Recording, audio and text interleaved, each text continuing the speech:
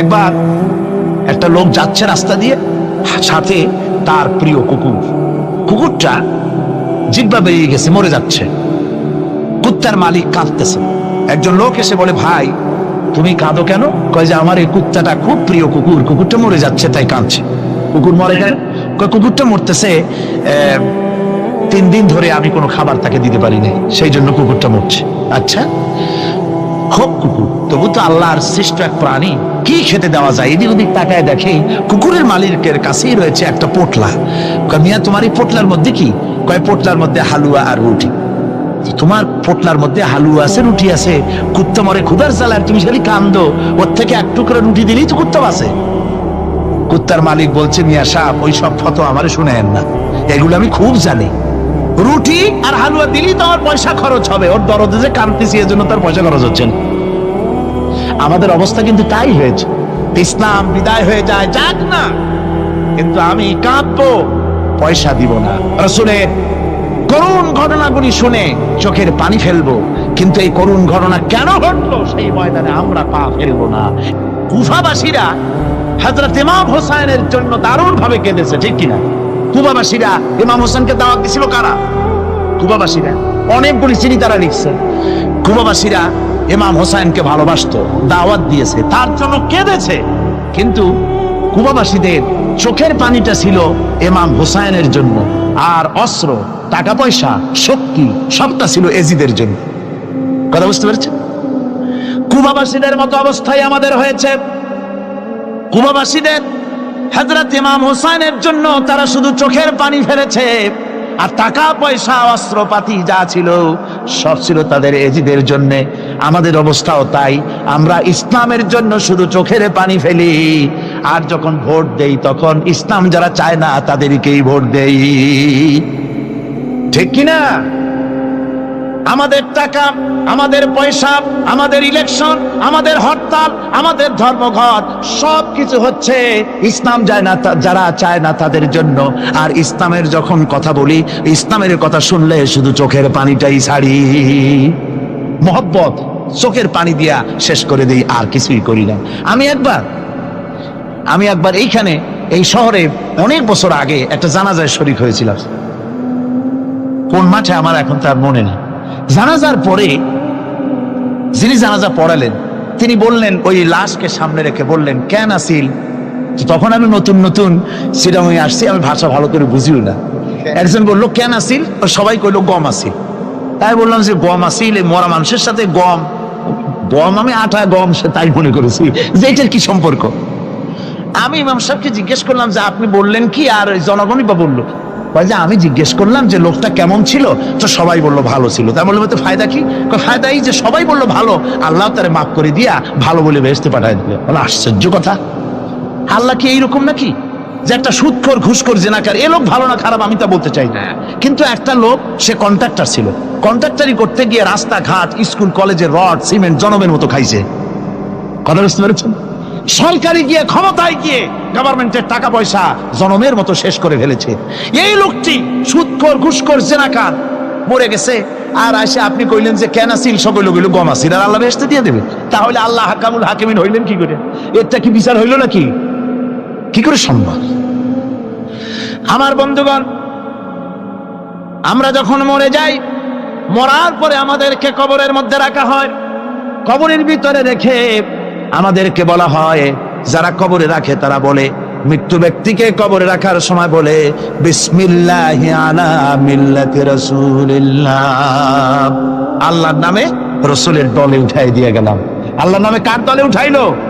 রাসূলের দলে। চিন্তা করেন ভাইরা, আল্লাহর নামে রাসূলের দলে উঠাইলেন কারে উঠালেন? এই লোকটি তার যৌবনকালে যত মিছিল করেছে, ধর্মনিরপেক্ষতাবাদের পক্ষে মিছিল করেছে, পুঁজিবাদের পক্ষে মিছিল করেছে, সমাজতন্ত্রের পক্ষে মিছিল করেছে, স্লোগান দিয়েছে, দেওয়ালে লিখেছে, বক্তৃতা করেছে, ভোট দিয়েছে, বই লিখেছে, জীবনে যা কিছু করেছে সব করেছে মানুষের তৈরি করা মতবাদের জন্য। তার ভোট ইসলামের কাজে লাগে নাই, তার ইলেকশন ইসলামের কাজে লাগে নাই, তার দেওয়ালের লেখা ইসলামের কাজে লাগে নাই, তার বক্তৃতা তার টাকা পয়সা ইসলামের কাজে লাগলো না। মরে গেছে পরে মরা মানুষটারে উঠাইয়া বললা রাসূলুল্লাহর দলে উঠাইয়া দিলাম, এখন বলো রাসূলুল্লাহ কেন তোমার মতো মরা লাশটাকে তিনি গ্রহণ করতে যাবে? তোমার জীবনের কোন কাজই তো ইসলামের জন্য কাজে লাগলো না। তোমার জীবনের একটা দিকও তো ইসলামের কাজে লাগে নাই। মরছো, তারপরে তোমার মরা লাশ রাসূলুল্লাহ বহন করতে যাবেন কেন? কি দায় টাকা পড়েছে তার? সুতরাং আমি বলতে চাই, আজকের মাহফিলে যত জনতা উপস্থিত হয়েছেন, জান এবং মাল সবকিছু দিয়ে লড়াই করতে হবে আল্লাহর রাস্তায়। আমার ভোট, আমার ইলেকশন, আমার স্লোগান, আমার বক্তৃতা, আমার টাকা করি খরচ সবকিছু হবে আল্লাহর জন্য। কুল ইন্না সালাতি ওয়া নুসুকি ওয়া মাহইয়ায়া ওয়া মামাতি লিল্লাহি রাব্বিল আলামিন। সবাই পড়েন, ইন্না সালাতি ওয়া নুসুকি ওয়া মাহইয়ায়া ওয়া মামাতি লিল্লাহি রাব্বিল আলামিন। আল্লাহ পাক বলেছেন, বলো আমার নামাজ, আমার হায়াত, আমার কোরবানি, আমার মত সব আল্লাহর জন্য। কার জন্য? আল্লাহর জন্য। অসীম মেহেরবান এবং বিশেষ করুণাময় তিনি, যিনি রহমান এবং রহিম। রহমান রহিম আল্লাহ পাকের দুটি গুণবাচক নাম। রহমান অপেক্ষা রহিম অপেক্ষা রহমান, এটা হচ্ছে বেশি ব্যাপক অর্থবোধক, যার জন্য তাফসীরে বলা হয়েছে আর রহমানু যুর রাহমাতিশ শামিলা বিজামিল খালায়েক ফিদ দুনিয়া ওয়াল মুমিনিনা ফিল আখিরাহ। অর্থাৎ রহমান তিনি, যিনি এমন রহমতের মালিক যা বিশেষত গোটা বিশ্বের সমস্ত মানুষের জন্য প্রযোজ্য।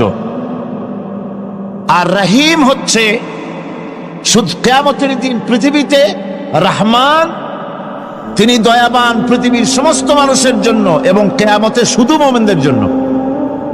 রহমান কিয়ামতে শুধু মুমিনদের জন্য। আর রহিম হচ্ছে আর রহিম যুর রাহমাতি শামিলা লিল মুমিনিনা ইয়াউমিল কিয়ামা। রহিম হচ্ছে শুধুমাত্র কিয়ামতের দিন আল্লাহ রাব্বুল আলামিন শুধু মুমিন লোকদের জন্য এই বিশেষ দয়া কিয়ামতের দিন করবেন। এখন রহমান হচ্ছেন পৃথিবীর সমস্ত মানুষের জন্য, সমস্ত প্রাণীর জন্য। তার দান থেকে কেউ বঞ্চিত থাকবে না, সকলের জন্য তার দানের দরজা অবারিত, উন্মুক্ত। এই পৃথিবীর বুকে আমরা দেখতে পাই মানুষ তার বন্ধুদেরকেই দেয়, শুধু সরকার হোক আর সাধারণ মানুষ হোক, আপনজনদেরকে নিজের দলকেই বেশি দেয়। কথা ঠিক কিনা?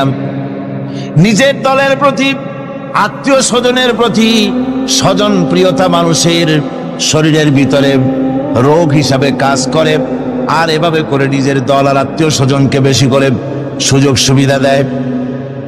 শত্রুকে কেউ দেয় না, শত্রুকে কেউ ডেকে ডেকে কোনো জিনিস দিতে চায় না বা দেয় না।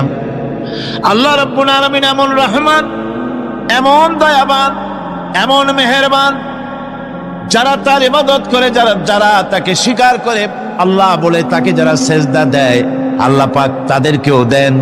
আর যারা আল্লাহকে অস্বীকার করে, আল্লাহ রাব্বুল আলামিনকে মানে না, তার গুণাবলী কি স্বীকার করে না, তার অস্তিত্ব স্বীকার করে না, তারপরেও আল্লাহ রাব্বুল আলামিন কোন নাফরমান বান্দাকেও রহমত থেকে বঞ্চিত করেন না। সে যেই হোক, বেনামাজি হোক, মুরতাদ হোক, নাস্তিক হোক, তারপরে আল্লাহর অনুগ্রহ থেকে সে বঞ্চিত থাকে না। কথা ঠিক কিনা? বরং এটাই আমরা দেখি, নামাজি, দিনদার, পরেজগার মানুষ তার বরং কম থাকে, সে বরং কম পায়। বাড়ি নাই, ঘর নাই, কলকারখানা নাই, আর নামাজ রোজা করে না, হজ যাকাত করে না, আল্লাহর সাথে বিরোধিতা করে, আল্লাহরে মানেই না, বলে দেয়ার ইজ নো গড, স্রষ্টা বলতে কেউ নাই। ইট, ড্রিঙ্ক অ্যান্ড বি মেরি, এই হচ্ছে তাদের থিওরি, তাদের দর্শন, তাদের ফিলসফি। এই জাতীয় লোকগুলি বরং দেখা যায় তারা ক্ষমতা পায়, বাড়ি হয়, গাড়ি হয়, কল হয়, কারখানা হয়, সম্মান পায়। এটা কেন? এর কারণ হচ্ছে আল্লাহ রাব্বুল আলামিন এই পৃথিবীর কোনো মূল্য দেন না। এই পৃথিবীর মূল্য যদি আল্লাহ পাকের কাছে একটা মশার দানার তুল্য যদি হতো, আল্লাহ পাক বিদ্রোহীদেরকে, কাফেরদেরকে এক ঢোক পানি আল্লাহ পাক গিলতে দিতেন না। এবার চিন্তা করেন, আল্লাহর ব্যাপারে যে দৃষ্টান্তটা দেওয়া হয়েছে, দৃষ্টান্তটা কত গুরুত্বপূর্ণ। মশার দানার তুল্য, মশার দানার তুল্য এই পৃথিবীর দাম নাই আল্লাহর কাছে। আপনাকে যদি কেউ 10 লক্ষ মশার দানা বহু কষ্ট করে জোগাড় করিয়া যদি কেউ দেয়, তাহলে আপনি কয় টাকা দিয়ে কিনবেন? 4 পয়সা দিয়েও একজনে বলছে 4 পয়সাও দিবে না। তাহলে বোঝেন এর কোনো মূল্য নাই। একটা মশার দানার তুল্য মূল্য আল্লাহ পাক এই পৃথিবীর দেন না, যার কারণে অবারিত উন্মুক্ত হস্তে আল্লাহ পাক সমস্ত মানুষের জন্য, প্রাণী জগতের জন্য তিনি করুণা করেছেন সকলকে। এই করুণাময় রহমান আল্লাহ পাক তিনি গুনাহগারদেরকে, যারা আল্লাহ পাকের ফরমাবরদারি করতেছে, তাদেরকে সকলকে আল্লাহ পাক সমানভাবে তার জিনিসগুলিকে তিনি দিয়ে দিচ্ছেন। এটা হচ্ছে রহমান। আর রহিম হচ্ছে, হাদিস শরীফে বলা হয়েছে, আর রহমানু রহমানুদ দুনিয়া ওয়াল আখিরা, আর রহিম ও রহিমুল আখিরা। মোমেন রহমান তো শুধু আল্লাহ পাক দুনিয়া এবং আখিরাতের জন্য, আর রহিম শুধুমাত্র আখিরাতের জন্য। আবার কোন কোন আয়াতে বলা হয়েছে যে আল্লাহ পাক দুনিয়ার মানুষের জন্য রহিম। একটি আয়াতে ভাবে বলা হয়েছে, হুয়াল্লাযী ইউসাল্লি আলাইকুম ওয়া মালাইকাতুহু লিয়ুখরিজাকুম মিনাজ যুলুমাতি ইলান নূর ওয়া কানা বিল মুমিনিনা রহিমা। সে আল্লাহই তোমাদের প্রতি রহম করেছেন, রহমত নাজিল করেছেন, এবং তার ফেরেশতাগণ এই উদ্দেশ্যে যে তোমাদেরকে, যার ফলে তার স্বতঃস্ফূর্তভাবে নিজের থেকেই মহানুভবতা এবং প্রীতি ও মহব্বতের ইচ্ছার বহির্প্রকাশ ঘটে। তাই রহমতের মধ্যে আছে স্নেহ, আছে প্রীতি, আছে অনুগ্রহ। আল্লাহ পাকের রহমতটা কি জিনিস? সেটা হচ্ছে রহমতি ওয়াসিআত কুল্লা শাই। আমার রহমত দিয়ে সমস্ত জিনিসকে ঢেকে রাখা হয়েছে। প্রত্যেকটি জিনিসের ভিতরে আল্লাহ পাকের রহমত রয়েছে। রহমত ছাড়া এই পৃথিবীতে মানুষের চলার কোনো পথ নাই। সমস্ত ব্যাপারই আল্লাহ পাকের রহমত আর রহমত। তাবৎ সৃষ্টির দিকে যদি আমরা তাকাই, আল্লাহ পাকের সৃষ্টি জগতের দিকে তাকাই, সেখানে আল্লাহর এই করুণা ছাড়া আর কিছুই দেখা যাবে না। কোরআনে কারিমে বলা হচ্ছে, وَسَخَّرَ لَكُم مَّا فِي السَّمَاوَاتِ وَمَا فِي الْأَرْضِ جَمِيعًا مِّنْهُ إِنَّ فِي ذَلِكَ لَآيَاتٍ لِقَوْمٍ يَتَفَكَّرُونَ। আকাশ ও পৃথিবীতে যা কিছু আছে তার সব কিছুই আল্লাহ রাব্বুল আলামিন মানুষের তো করে দিয়েছেন। যেভাবে পারো সেভাবে তাকে কাজে লাগাও। সমস্ত জিনিসকে আল্লাহ পাক মানুষের অনুগ্রহ করে দিয়েছে, তার খেদমতের জন্য, তার কাজের জন্য তৈরি করেছেন, মানুষের কাজের জন্য। সাখারা শব্দ দিয়ে বোঝানো হয়েছে সকল বস্তুই মানুষের অনুগত, মানুষ যেন তা দিয়ে তার নিজের কাজ সম্পাদন করতে পারে।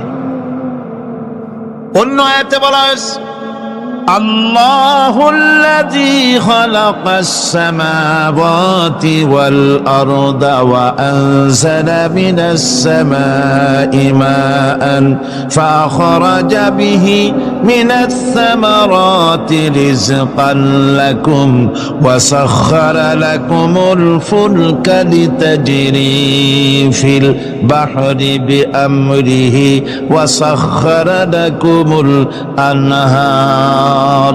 আল্লাহ রাব্বুল আলামিন তিনি আকাশ সৃষ্টি করেছেন, জমিনকে সৃষ্টি করেছেন, এবং আকাশ থেকে পানি বর্ষণ করেছেন, তা দিয়ে ফসল উৎপাদন করেছেন। এই ফসলের পিছনে আল্লাহ পাকের কি বিরাট রহমত কাজ করতেছেন আপনি লক্ষ্য করেন।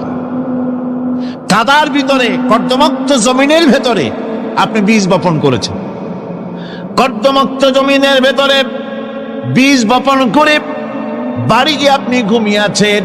আল্লাহ পাকের রহমত, তার কুদরত, ওই বীজ থেকে পাতা উদ্গত করে দিয়েছেন, শিকড় মাটির ভেতরে চলে গিয়েছে, পাতাগুলি নরম, সবে পাতাগুলি গজিয়েছে,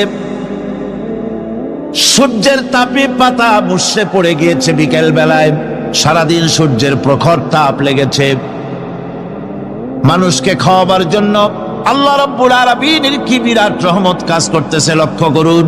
রাতের বেলায় আল্লাহ পাক শিশির বিন্দু নাজিল করে দেন, কণা কণা শিশির বিন্দু ওই মুষড়ে যাওয়া পাতার উপরে পড়ে গিয়ে সারা রাত এভাবে সুন্দর ঠান্ডা বাতাস আর শিশির বিন্দু যত্ন করে করে মুষড়ে যাওয়া পাতাটিকে সকালবেলা পর্যন্ত তরতাজা, সজীব আর প্রাণবন্ত করে দেন। এরপরে গাছ বড় হলো, তার ভিতরে রব্বুল আলামিন ধান দিলেন, গম দিলেন, এভাবে করে যত্ন করে তার শুরু থেকে শেষ পর্যন্ত প্রত্যেকটি গাছকে খাদ্য ব্যবস্থাকে আল্লাহ রব্বুল আলামিন নিজ যত্নে, নিজ কুদরতে, আপন রহমতে সবগুলিকে লালন পালন করে মানুষের হাতে তুলে দিলেন। মানুষকে আল্লাহ পাক সর্বশ্রেষ্ঠ মর্যাদা দান করেছেন, যার কারণে আল্লাহ পাক বলেছেন ওয়ালাকাদ কাররামনা বানি আদম, আদম সন্তানকে আমি সম্মান দিয়েছি, মর্যাদা দিয়েছি।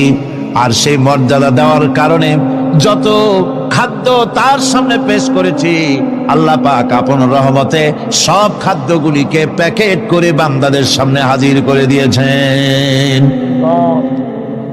কোনো খোলা খাবার দেওয়া হয়নি, কারণ মানুষ হচ্ছে আল্লাহ পাকের শ্রেষ্ঠ মেহমান, মর্যাদা সম্পন্ন প্রাণী, মর্যাদা সম্পন্ন মেহমান এই মানুষ।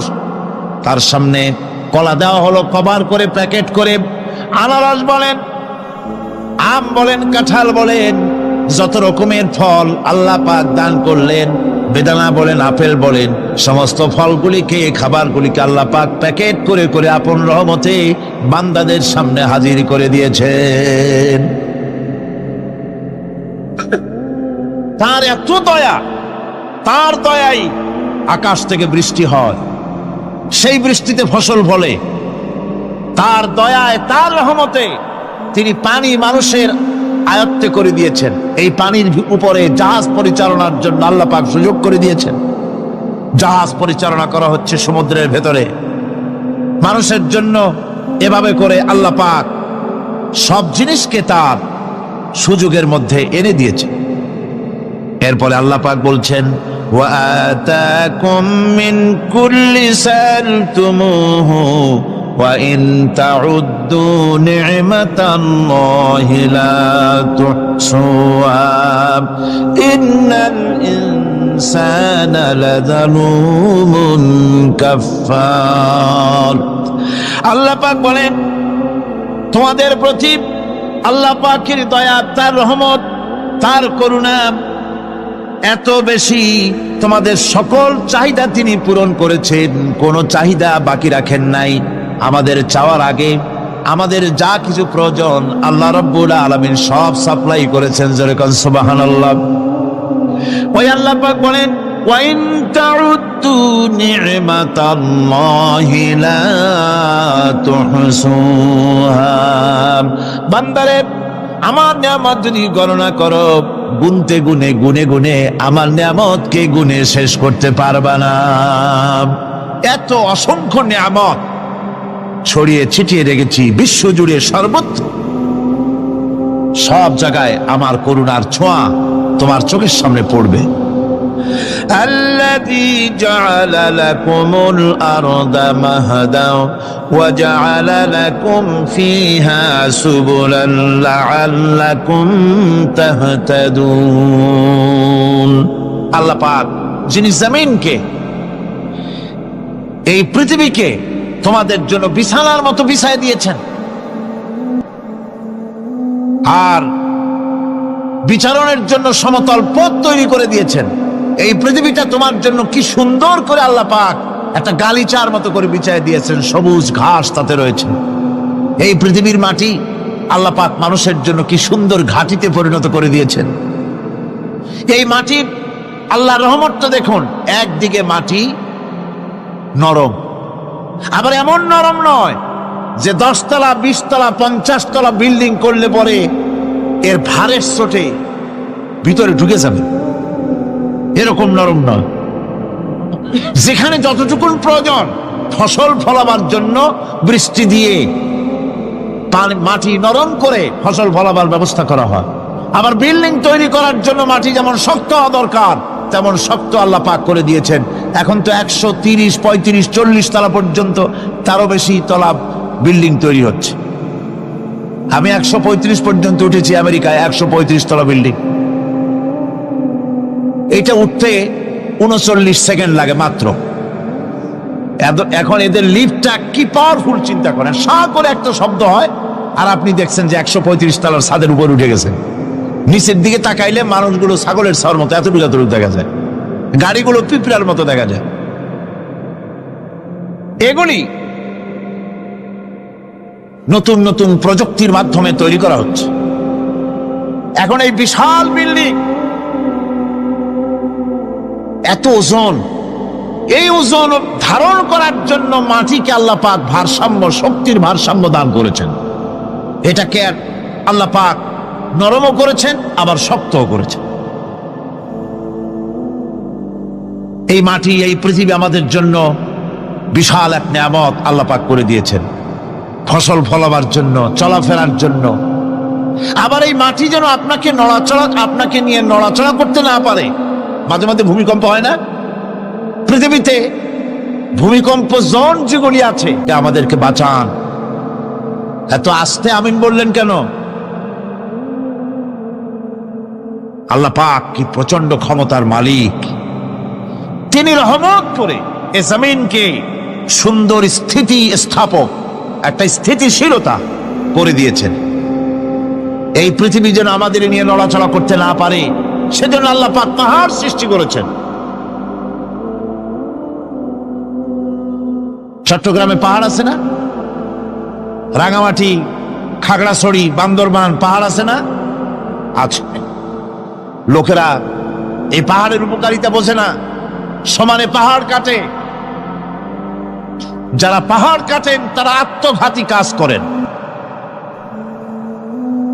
তারা পৃথিবীর মানুষের ক্ষতি করেন। পাহাড় আল্লাহ পাক তৈরি করেছেন। আল্লাহ কোন জিনিস খেলতামাশার জন্য তৈরি করেন নাই। গতকাল এই আয়াতটি আমি পড়েছিলাম, আল্লাযীনা ইয়াযকুরুনাল্লাহা কিয়ামান ওয়া কুউদান ওয়া আলা জুনুবিহিম ওয়া ইয়াতাফাক্কারুনা ফী খালকিস সামাওয়াতি ওয়াল আরদ রব্বানা মা খালাকতা হাযা বাতিলা। নিরর্থক করে আল্লাহ পাক কোন জিনিসকে তৈরি করেন নাই। আল্লাহ পাক এই পাহাড় সৃষ্টি করেছেন জমিনের ভারসাম্য রক্ষা করার জন্য। সেই পাহাড়গুলি কাটতেছে মানুষ সমানে, গাছ কাটতেছে সমানে। এতে করে প্রকৃতির ভারসাম্য নষ্ট হয়ে যাচ্ছে। এগুলি সব আল্লাহ পাকের রহমত, সবগুলি আল্লাহ পাকের নিয়ামত। খালি খালি আল্লাহ কিচ্ছু তৈরি করেন নাই। ব্যাংকগুলারে জনমের মতো খাইয়া ব্যাংকের ব্যবসা করে, চীনের কাছে ব্যাংক বিক্রি করে এখন বাংলাদেশ মহাবিপদে পড়েছে। এখন ব্যাংক কোথায় পাওয়া যায় তাই তালাশ করে, কারণ এই ব্যাংকের উপকারিতা আগে জানা ছিল না। এত কীটনাশক ওষুধ ছড়ানো লাগতো না। কীটনাশক ওষুধ ছড়িয়ে জমিনের উর্বরা শক্তির 12টা বাজানো হচ্ছে। আল্লাহ পাক আপন কুদরতে, আপন রহমতে অসংখ্য ব্যাংক তৈরি করে দিচ্ছে, যাতে করে অতিরিক্ত পোকামাকড় গুলিয়েরা ধরে ধরে খাইয়া ফেলে। আল্লাহ পাকের এগুলি কিভাবে নষ্ট করা হলো। আর এখন কীটনাশক ওষুধ দিয়ে সর্বনাশ করা। আর কীটনাশক ওষুধ আনা হচ্ছে ভারত থেকে, ইন্ডিয়া থেকে। ভারত থেকে কীটনাশক ওষুধ আর সার জানা হচ্ছে, তা দিয়ে বাংলাদেশের মাটির উর্বরা শক্তি আরো নষ্ট হচ্ছে। আপনারা জিজ্ঞেস করবেন চাষীদের কাছে কিভাবে নষ্ট হচ্ছে। সুতরাং আল্লাহ পাক খেল তামাশায় বস্তু করে কিছুই তৈরি করেন নাই। সবগুলিকে আপন রহমতে তৈরি করেছেন মানুষের সৃষ্টি জগতের জন্য, যার দ্বারা মানুষ উপকৃত হতে পারবে। এজন্য তিনি হচ্ছেন রহমান। বলেন তিনি কি? রহমান।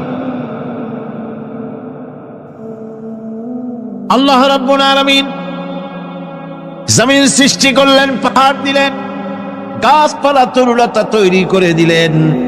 এরপরে আল্লাহ পাক বলছেন, তাকিয়ে দেখো সমুদ্রের দিকে, ওয়া হুয়াল্লাযী সাখারাল বাহরা লিতাকুলু মিনহু লাহমান তারিয়ান ওয়া তাস্তাখরু মিনহু হিলিয়াতান তালবাসুনাহা।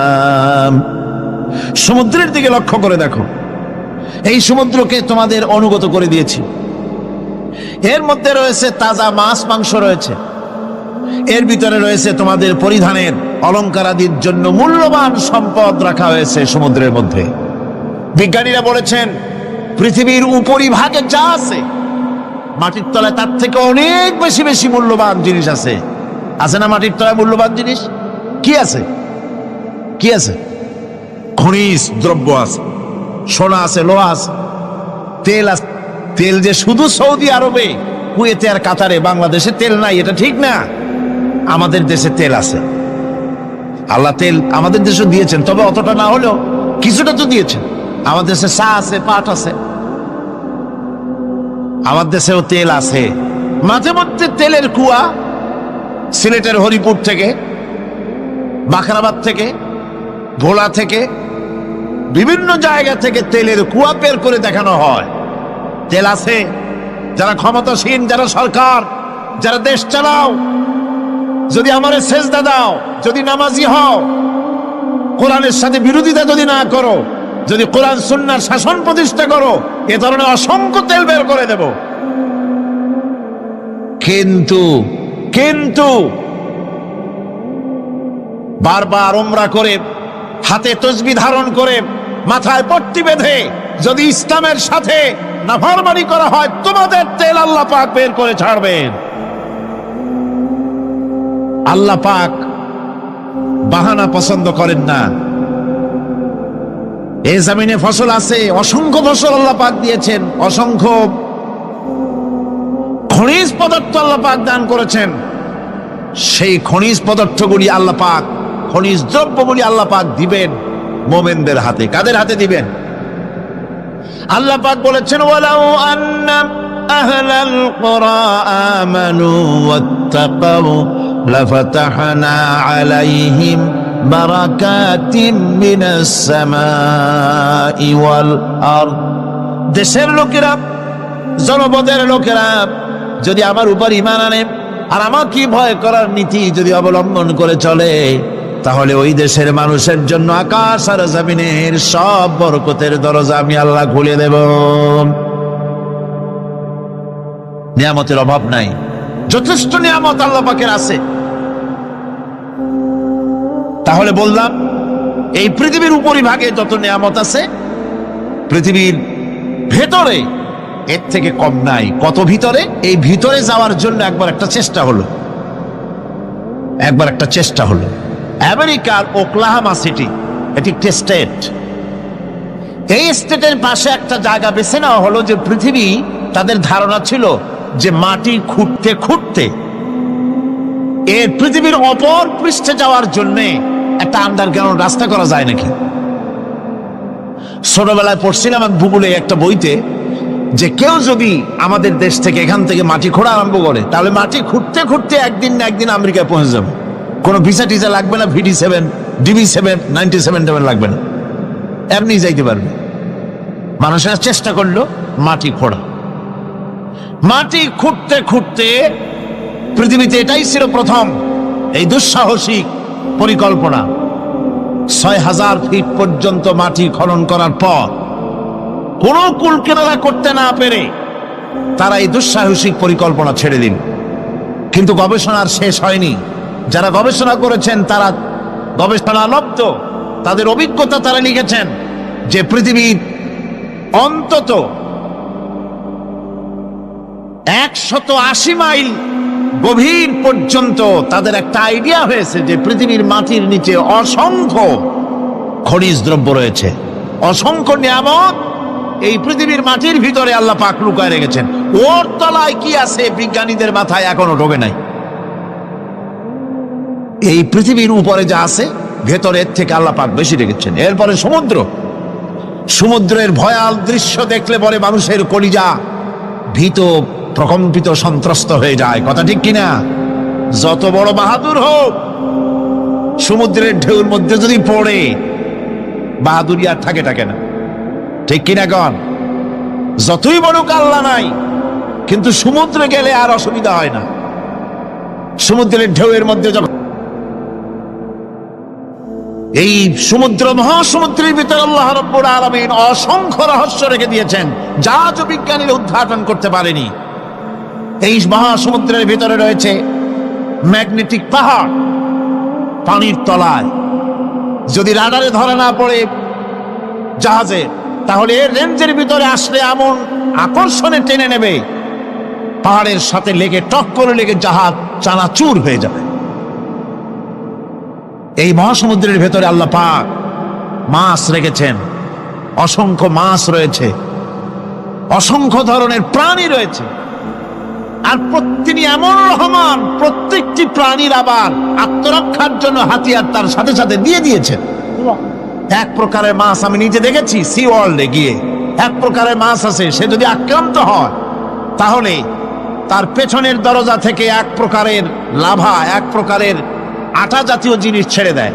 ওইটা পানি তড়িৎ গতিতে, আর পানি আশেপাশে পানিগুলি ইলেকট্রিফাইড হয়ে যায়। যে তাকে আক্রমণ করতে আসছে ইলেকট্রিক শক খেয়ে পালানো ছাড়ার পথ থাকে না। আবার আর এক প্রাণী, আর এক প্রকারের মৎস্য আছে, যেগুলি আক্রান্ত হলে পরে সে তখন তার মুখ থেকে ব্লু রঙের, গাঢ় কালো রঙের এক প্রকারের কতগুলি লালা বের করে দেয়, তার আশেপাশে একদম কালো অন্ধকার হয়ে যায়, তারা আর কেউ দেখতে পারে না। এভাবে করে প্রত্যেককেই আত্মরক্ষার জন্য আল্লাহ পাক হাতিয়ার দিয়ে দিয়েছেন। সুবহানাল্লাহ ওয়া বিহামদিহি। সেই সমুদ্রের ভেতরে এই ধরনের মৎস্যরাজি, বিরাট বিরাট প্রকাণ্ড প্রকাণ্ড প্রাণী আল্লাহ পাক সেখানে রেখেছেন। এরপরে এই সমুদ্রের মধ্যে রয়েছে মণিমুক্তা। আল্লাহ পাক বলছেন তোমরা পোশাক তৈরি করবে, তোমাদের স্ত্রীদের জন্য অলংকার আদি তৈরি করবে, সেজন্য ওর ভিতরে মণিমুক্তা মহামূল্যবান জিনিস এই সমুদ্রের ভেতরে আমি দিয়ে রেখেছি। আপন কুদরতে, আপন মেহেরবানিতে, কেউ আমার কাছে চায় নাই, আমি নিজের থেকে তোমাদের সমস্ত প্রয়োজন মিটিয়েছি, যা লাগবে সব জোগাড় করে দিয়েছি।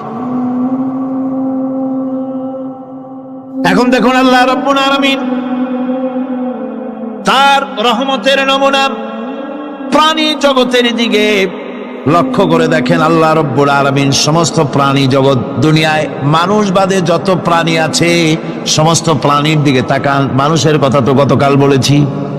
সমস্ত প্রাণীগুলিকে আল্লাহ রাব্বুল আলামিন ওয়াল আনআমা খালাকাহা লাকুম ফিহা দিফউন ওয়া মানাফিউ ওয়া মিনহা তাআকুলুন।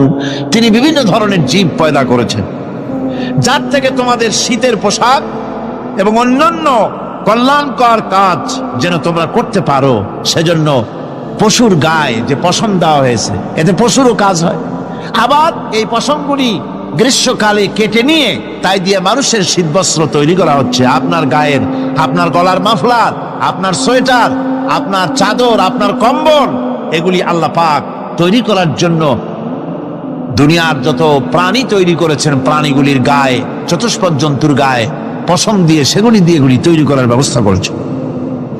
আবার আল্লাহ রাব্বুল আলামিন বলেন ওয়ালাকুম ফিহা জামালুন হিনা তুরিহুনা ওয়া হিনা তাসরাহুন।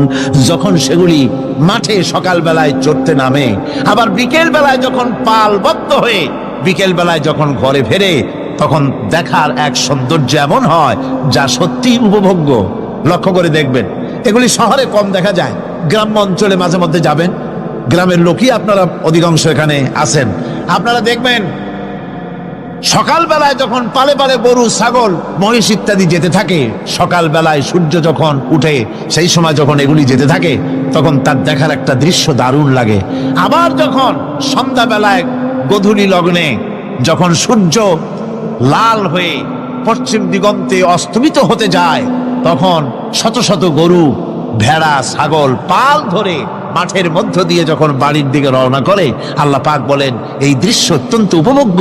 যারা সত্যি এগুলি দেখে, উপভোগ করে, তারা বুঝতে পারে যে আল্লাহ পাকের নিয়ামত সব দিকেই আল্লাহ পাক এভাবে ছড়িয়ে রেখেছে। এভাবে করে ওয়াতাহমিলু আসমালাকুম ইলা বালাদিন লাম তাকুনু বালিগিহিম ইল্লা বিশাক্কিল আনফুস। আল্লাহ পাক বলেন এভাবে করে আমি জন্তু জীব তৈরি করেছি যারা তোমাদের বোঝাগুলি এক শহর থেকে আর এক শহরে, এক গ্রাম থেকে আর এক গ্রামে বোঝাগুলি বহন করে নিয়ে যায়। এভাবে আমি যদি চতুষ্পদ জন্তু তৈরি না করতাম, তোমরা নিজেরা ঘাড়ে করে পিঠে করে এ বোঝাগুলি বহন করা বড়ই কষ্টসাধ্য হয়ে যেত। উটের পিঠে করে, গাধার পিঠে করে, গরুর গাড়ি বানায়া, হাতির পিঠে করে, কত বিরাট বিরাট বোঝা, টনকে টন বোঝা এভাবে পশু দিয়ে টেনে নেওয়া হয়। আল্লাহ পাক বলছেন এগুলি আমার রহমত। এরপরে এই পশুর ভিতরে হালাল গোশত তৈরি করে তোমার খাবারের ব্যবস্থা করেছি। ওয়া ইন্না লাকুম ফিল আনআমি লাইবরা নুসকিকুম মিম্মা ফি বুতুনিহি মিন বাইনি ফারসিন ওয়া দামিন লাবানান খালিসান সাইগাল লিশশারিবিন। তোমাদের চতুষ্পদ জন্তুর মধ্যে দেখবে বুদ্ধিমান দূরদৃষ্টি সম্পর্ক লোক যারা, তাদের জন্য আমি এর মধ্যে নিদর্শন রেখেছি। তোমাদের দুগ্ধবতী গাভীগুলি যার দ্বারা তোমরা দুধ পাও, এগুলি জমিনের ঘাস খেলো, খড় খেলো, আর এর দ্বারা রক্ত তৈরি হলো, পায়খানা তৈরি হলো, পেশাব তৈরি হলো। পাশাপাশি রাস্তা দিয়ে পরিষ্কার সুস্বাদু দুধ আমি আল্লাহ রব্বুল আলামিন তোমাদের জন্য দান করেছি। এত নিয়ামত আল্লাহ পাক দিলেন, আল্লাহ পাকের বিনিময় কিছুই চান নাই। কিছু চাইছেন নাকি? বলেন কিছু চাইছেন? কিছুই চান না। দেখেন এই যে ঠান্ডা মৌসুম চলছে, এখন কি মৌসুম? শীতের মৌসুম। এই পৃথিবীটাকে আমরা আমাদের একটা রুমকে যদি ঠান্ডা করতে চাই, তাহলে আমরা কি লাগাই? রুমে এসি লাগাই। প্রত্যেক মাসে বিল দেওয়া লাগে না? লাগে না? বিল দিতে হয়। একটা রুম এসি দিয়ে ঠান্ডা করতে প্রত্যেক মাসে 500, 1000, 2000, 2500 রুম হিসাবে এর ভাড়া দেওয়া লাগে, এর চার্জ দিতে হয়। এত বড় বিশ্বটা আল্লাহ পাক ঠান্ডা করে ফেলেছেন। কত বড় এসি প্লান্ট আল্লাহ পাকের, সুবহানাল্লাহ। কত বড় এসি আল্লাহ ছেড়ে দিয়েছেন। এখন ঠান্ডায় মানুষ, এখানে তো মানুষে গরম লাগে, সেই গরমে আপনারা আরাম পাচ্ছেন, যে গায়ের জামা টামা খুলে বেলাইছে, ঠিক কিনা? মানুষের গরমও একটা গরম। তাহলে আল্লাহ রাব্বুল আলামিন এই যে ঠান্ডাটা দিলেন, মজার মৌসুম দিলেন, এই ঠান্ডার জন্য আমাদের কাছে কোনো বিল পাঠান নাই ফেরেশতার মাধ্যমে। শীতকালকে পরে ফেরেশতারা কি বিল নিয়ে আসছে নাকি, যে শীতের মৌসুমে যে ঠান্ডা উপভোগ করেছো এটার জন্য বিল দিতে হবে? এবার দেখেন সূর্যের তাপ, সারা পৃথিবীতে যত উত্তাপ আছে, ভালো করে বোঝেন, সারা পৃথিবীতে পেট্রোল জ্বালায় আগুন তৈরি করে, ডিজেল জ্বালায় আগুন তৈরি করেন, কাঠ জ্বালায় আগুন তৈরি করে। পৃথিবীর মানুষের হাতে আগুন জ্বালাবার, উত্তাপ সৃষ্টি করার যত রকমের টেকনোলজি আছে, সব যদি একত্রিত করা হয়, সূর্য প্রতি সেকেন্ডে যে তাপ বিকিরণ করে পৃথিবীর জন্য, সারা পৃথিবীর সমস্ত মানুষ এক জায়গায় হইয়া কিয়ামত পর্যন্ত প্রচেষ্টা করিও ওই 1 সেকেন্ডের তাপ তৈরি করতে পারবে? পারবে না। শুধু আল্লাহ রাব্বুল আলামিন যিনি বিরাট নিয়ামত রেখেছেন সব জিনিসের মধ্যে, এই নিয়ামতগুলি বুঝবে, এগুলি বুঝতে হবে। এই জন্য আল্লাহ রাব্বুল আলামিনের নবী বলেছেন, আল্লাহর সৃষ্টি জগতের উপরে, তার সৃষ্টি নৈপুণ্যতার উপরে কেউ যদি গবেষণা করে, চিন্তা করে 1 ঘন্টা, আল্লাহ পাক তার আমলনামায় 60 বছরের নফল ইবাদতের সওয়াব লিখে দিবেন। কি সোজা কথা। চিন্তা করতে হবে, গবেষণা করতে হবে আল্লাহ পাক কি নিয়ামত দিয়েছেন। ওয়ামা বিকুম মিন নি'মাতিন ফামিনাল্লাহ, যত নিয়ামত আমরা পেয়েছি সব কার কাছ থেকে? জোরে সোরে চিল্লা এখন, কার কাছ থেকে? সমস্ত নিয়ামত এসেছে আল্লাহ পাকের কাছ থেকে। আল্লাহ রাব্বুল আলামিন বলেন তিনি হচ্ছেন রহমান। ওয়াল্লাহু জাআলা লাকুম মিন বুয়ুতিকুম সাকানান ওয়া জাআলা লাকুম মিন জুলুদিল আনআমি বুয়ুতা। আল্লাহ পাক বলছেন তোমাদের জন্য তোমাদের ঘর সমূহকে আল্লাহ পাক স্থিতি লাভের, স্বস্তি শান্তি লাভ করার জন্য আল্লাহ পাক একটা স্থান করে দিয়েছেন, জায়গা করে দিয়েছেন। আমরা যে ঘর বানাই, এই ঘর বানাবার পেছনে আল্লাহ পাকের কত বড় নিয়ামত। ঘর একটা বানাতে হলে খুঁটি লাগবে। খুঁটি কোত্থেকে আসছে বলেন? কোত্থেকে? গাছের থেকে খুঁটি পেয়েছেন। কিসের থেকে পেয়েছেন? গাছ কাঠ। শুধু খুঁটিতে ঘর হবে না, এরপরে খুঁটি হয়ে গেল, চাল লাগবে। চাল দেবেন কি দিয়ে? খড় দিয়া দেন, টিন দিয়া দেন, টালি দিয়া দেন, যা দিয়া দিবেন সেটা হচ্ছে কার? জোরে কর। শুধু খুঁটি আর চাল হলে হবে না, বেড়া লাগবে, দরজা লাগবে, জানালা লাগবে, যা কিছু দরকার। আল্লাহ বলেন তোমার এই শান্তির ঘরটার পেছনে আমার নিয়ামত, আমার রহমত কাজ করেছে। আবার শীত প্রধান দেশে যেখানে বিল্ডিং এও কাজ হবে না, যেখানে ঘর বানাতে হলে কাঠখড়ির ঘর দিয়েও কাজ হবে না, এত প্রচন্ড শীত, সেইখানে আল্লাহ পাক পশুর চামড়া দিয়া ঘর বানাবার জন্য মানুষের মাথায় আল্লাহ পাক বুদ্ধি দান করে দিয়েছেন।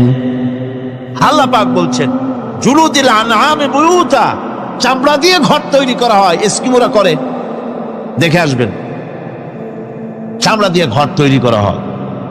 আল্লাহ পাক এই পশু দিয়ে মানুষের এত উপকার করছেন। তিনি রহমান। এই রহমত থেকে পৃথিবীর কেউ বঞ্চিত নয়। সমস্ত প্রাণী সমূহকে আল্লাহ পাক এই বিরাট নিয়ামত দান করেছেন। একটি মানুষ যতই সংকীর্ণ হোক, অসভ্য জীবন যাপন করুক, ইলিটারেট হোক, মূর্খ হোক, লেখাপড়া কিচ্ছু জানে না, একটা পর্ণ কুটিরের ভিতর এক কৃষক বাস করে, সেও যদি চিন্তা করে তাহলে অন্তত এতটুকু উপলব্ধি তার আসবে যে সে অসুখ হলে পরে তার আশেপাশে লতা গুল্ম গাছের শিকড় বেটে খেলে পরে তার অসুখ ভালো হয়ে যায়। ঠিক কিনা? এখন তো অসুখ ভালো হওয়ার জন্য কোনো অসুবিধা নাই, কোনো সমস্যা নয়। পত্রিকার ভিতরে অ্যাডভার্টাইজ আসতেছে, স্ট্যাম্পের উপরে লিখে দেব আখেরি লেখা, বিশ্বব্যাপী চ্যালেঞ্জ।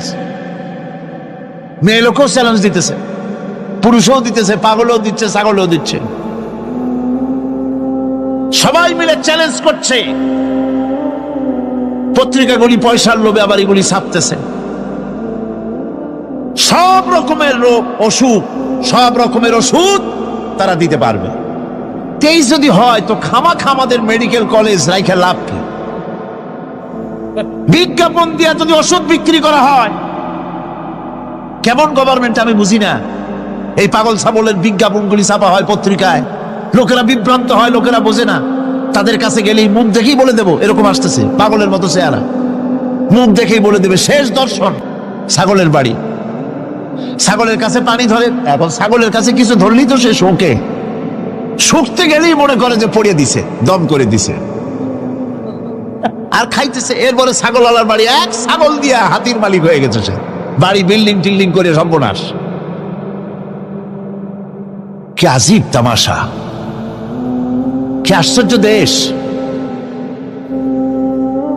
এমন কোন রোগ নাই যে এই সমস্ত পাগল ছাগলের চিকিৎসা ভালো না হবে। এগুলি অ্যাডভার্টাইজ দিয়ে চলছে। আল্লাহ পাক মানুষকে অসুখ দিয়েছেন, অসুখের আবার ওষুধও দিয়েছেন। কারণ আলহামদুলিল্লাহ লিকুল্লি দাইন দাওয়াউ, প্রত্যেকটি রোগের ওষুধ আল্লাহ তৈরি করেছেন। সুবহানাল্লাহ বিহামদিহি। কালো জিরা সম্পর্কে রাসূল করিম সাল্লাল্লাহু আলাইহি ওয়াসাল্লাম বলেছেন, হাদিহি হাব্বাতুস সাওদা, এটা হচ্ছে কালো দানা। দাওয়াউন লিকুল্লি দাইন ইল্লা সাম, মৃত্যু ছাড়া সকল রোগের ওষুধ কালো জিরার মধ্যে আছে। আবার মধু সম্পর্কে আল্লাহ পাক বলেছেন এটি হচ্ছে গোটা পৃথিবীর সমস্ত মানুষের জন্য রোগের প্রতিষেধক। তা একজন নিরক্ষর মানুষও, যিনি লেখাপড়া কিছুই জানে না, সে লোকটাও টের পায় অসুখ বিসুখ হলে সে আশেপাশে লতা গুল্ম বেটে তার থেকে তার রোগ নিরাময় করতে পারে। রৌদ্রের দাবানল থেকে বাঁচার জন্য সে গাছের আশ্রয় নিতে পারে। তরুণ গাছ থেকে ফার্নিচার তৈরি করতে পারে। আবার এই গাছ থেকে সুস্বাদু ফল পেতে পারে। আর এই গাছ যখন বুড়ো হয়ে যায় তখন তার দিয়ে সে ফার্নিচার তৈরি করতে পারে। অসংখ্য নিয়ামত তার চতুর্পাশে ছড়ানো থাকে। একটা নিরক্ষর মূর্খ ব্যক্তিও যদি চিন্তা করে তাহলে আল্লাহর রহমত সম্পর্কে জানতে তার মোটেই কষ্ট হওয়ার কথা নয়। মূল কথা হলো চিন্তা করা, গবেষণা করা। আল্লাহ পাক এই জন্য বারবার বলেছেন লা আয়াতিন লিকাউমি ইয়াতাফাক্কারুন, লা আয়াতিন লিউলিল আলবাব। যারা নাকি চিন্তাশীল, গবেষক, মাথায় গিলুটিলু যাদের আছে, ওরা এগুলি খুব ভালো করে বুঝবে। আল্লাহ রাব্বুল আলামিন এই পৃথিবীকে তার রহমত দিয়ে ছেয়ে রেখেছেন, অসংখ্য রহমত দিয়ে রেখেছেন। আর তার রহমত সৌন্দর্য বিবর্জিত নয়, তার রহমত দিয়েই সব সুন্দর হয়ে সাজিয়ে গুছিয়ে আল্লাহ পাক তৈরি করেছেন। আকাশটাকে সাজিয়েছেন। কোরআনে কারীমের মধ্যে রব্বুল আলামিন বলেন ওয়ালাকাদ যায়্যানা আস-সামাআদ দুনিয়া বিমাসাবিহা ওয়া জাআলনাহা রুজুমান লিশ-শায়াতিন। এই দুনিয়ার আকাশখানিকে তারকা প্রদীপ দিয়া সাজায় রেখেছি মনের মতন। দেখো তুমি তাকাইয়া, এই পৃথিবীটাকে, এর আকাশটাকে সুসজ্জিত করা হয়েছে। আল্লাহ পাক সৌন্দর্যবোধ এত বেশি, যা গতকাল আমি আলোচনায় বলেছি, রব্বুল আলামিন তার আপন রহমত দিয়া, কুদরত দিয়ে এই পৃথিবী সব সাজিয়ে গুছায় দিয়েছেন। আল্লাহ পাক বলছেন ইন্না ফি খালকিস সামাওয়াতি ওয়াল আরদি ওয়াখতিলাফিল লাইলি ওয়ান নাহার লাআয়াতিন লিউলিল আলবাব। নিঃসন্দেহে এই পৃথিবী, যারা জ্ঞানবান, যারা চিন্তাশীল, তারা আকাশ এবং জমিনের সৃষ্টির ব্যাপারে চিন্তা করবে, রাত এবং দিনের পরিবর্তনের ব্যাপারে তারা গবেষণা করবে। রাত দিনের পার্থক্য মানুষের জীবনকে পদ্ধতিগত দিক থেকে দুই ভাগে বিভক্ত করেছে। একটা হচ্ছে দিন আর একটা হচ্ছে রাত। وَجَعَلْنَا اللَّيْلَ لِبَاسًا وَجَعَلْنَا النَّهَارَ مَعَاشًا। আল্লাহ পাক বলেন আমি দিনকে রুজি রোজগার করার জন্য, কামাই রোজগার করার জন্য দিন তৈরি করেছি, আর আরাম করার জন্য আমি রাতকে তোমাদের জন্য আচ্ছাদন করে দিয়েছি। তোমাদের জন্য রাতকে আরাম করার জন্য করে দিয়েছি। দিনের বেলায় কাজ করবে, রাতের বেলায় আরাম করবে। ঘুম আল্লাহর একটি নিয়ামত। ঘুম আল্লাহর কি? আল্লাহর এক বিরাট নিয়ামত। সারাদিন কাজ করার পর মানুষ যখন ঘুমায় যায়, সারা দিনের ক্লান্তি এবং শ্রান্তি সব শরীর থেকে দূর হয়ে যায়। সকাল বেলায় আবার কাজ করার জন্য শরীর প্রাণবন্ত আর সজীব হয়ে যায়। এই ঘুম যার হয় না, সেই বুঝতে পারে কি নিয়ামত সে হারায়। আল্লাহ পাক যেন সারা জীবন যতটুকুন ঘুমের স্বাস্থ্যের জন্য আমাদের প্রয়োজন, আল্লাহ যেন এই নিয়ামত থেকে আমাদেরকে বঞ্চিত না করেন। আমরা বলি আমিন। ঘুমের জন্য মানুষ ঘুমাইতে না পারলে পাগল হয়ে যায়। কি বিরাট নিয়ামত এই ঘুম আল্লাহ পাক মানুষকে দিয়েছে। আমার বন্ধুগণ, এভাবে করে আল্লাহ রাব্বুল আলামিন মানুষের একঘেয়েমি দূর করার জন্য সকাল করেছেন, দুপুর করেছেন, বিকেল করেছেন, সন্ধ্যা করেছেন, রাত করেছেন, ঘুমাবার ব্যবস্থা করেছেন, কামাই রুজির ব্যবস্থা করে দিয়েছেন, রুজি রোজগার করার ব্যবস্থা করেছেন। সবকিছু তিনি রহমান বলে, তিনি দয়াবান বলে মানুষের সব প্রয়োজন আল্লাহ পাক মিটিয়ে দিয়েছেন। আল্লাহ সুবহানাহু ওয়া তাআলা তিনি বলছেন আমার রহমতেই পৃথিবীর মাটি থেকে তোমাদের ফসল উৎপাদিত হয়। তোমরা দেখো, আফারাআইতুম মা তাহরুসুন আনতুম তাজরাউনাহু আম নাহনু যারিউন। জমিন থেকে ফসল কে উদ্গত করে? উদ্ভিদকে কে গজায়? তুমি গজাও না, আমি গজাই। আল্লাহ পাক বলেন সমস্ত উদ্ভিদগুলি আমি তোমাদের জন্য গজায় দেই, উঠায় দেই। এরপরে যখন ফসল হয়, ফসল পাকা দেখে মানুষ তখন মোষে তেল মাখে, ফুর্তি করে, আনন্দ করে। এবার ফসল খুব ভালো হয়েছে, ভালো করে গান দেব। মানুষেরাই চিন্তা করে, বেশি ফসল হয়েছে, গান বাজনা, থিয়েটার, গুণাগার বিবির গান, এগুলি ভালো করে শুনতে হবে। গাছে কাঁঠাল, গোপে তেল, জমিনে ফসল, মোষে তেল মেখে আনন্দ করে যে গান বাজনা করুন। আল্লাহ পাক বলেন, দেখো, লাউ নাশাউ জাআলনাহু হুতামান ফাযালতুম তাফাক্কাহুন। যদি আমি ইচ্ছে করি তাহলে তোমার ফসলকে আমি কুটায় পরিণত করে দিতে পারি। তখন তো তুমি নিজের কপালে করাঘাত করবে আর বলবে, আহারে মাহরুম হয়ে গেলাম, বঞ্চিত হয়ে গেলাম। আল্লাহ যদি ইচ্ছে করেন তাহলে ফসলগুলিকে আল্লাহ পাক তুষে পরিণত করে দিতে পারেন না? সিটায় পরিণত করে দিতে পারেন না? অবশ্যই। সেই জন্য আল্লাহ পাক বলছেন, যেগুলি সব আমার ক্ষমতা, আমি আপন নিয়ামতে, আপন বরকতে, রহমান নামের কারণে আমি তোমাদের সব আমি গুছিয়ে দিচ্ছি। আল্লাহ পাক ফসলের জন্য, আপনার জমিনের ফসলের জন্য আল্লাহ পাক বিনা পয়সায় সারের ব্যবস্থা করে দিয়েছেন। জোরে কোন সুবহানাল্লাহ। সেই সারটা হচ্ছে কি? ওয়া মিন আয়াতিহি আইয়ুরিকুমুল বারকা খাউফান ওয়া তামআম ওয়া ইউনাজ্জিলু মিনাস সামাই মা। আল্লাহ পাক বলেন, আমি আমার নিদর্শনাবলীর ভিতরে এটা হচ্ছে নিদর্শন, যে আকাশে বিদ্যুৎ চমকায়, মেঘের গর্জন আর বিদ্যুতের চমক, এ সবগুলি আমার নিদর্শন। বৃষ্টির পানির সাথে এগুলি এসে জমিনের ফসলকে বৃদ্ধি করে দেয়। জোরে বলেন সুবহানাল্লাহ। কৃষিবিদরা বলেছেন, যে বছর আকাশে যত বেশি বিদ্যুৎ চমকায়, সে বছর জমিনের ফসল তত বেশি বৃদ্ধি পায়। বিনা পয়সায় এ ধরনের আল্লাহ পাক ব্যবস্থা করে দিচ্ছেন। এরকম দরিয়ার মাছ, গোশত, তরি তরকারি, ফল, মৌসুম উপযোগী যা কিছু প্রয়োজন, এ সব কে দিচ্ছেন? বলেন না, কে দিচ্ছেন? ওয়ামা মিন দাব্বাতিন ফিল আরদি ইল্লা আলাল্লাহি রিজকুহা। এই পৃথিবীর বুকে এমন কোন বিচরণশীল জীব নাই যে জীবের রিজকের দায়িত্ব আল্লাহ পাক নিজ হাতে গ্রহণ করেন নাই।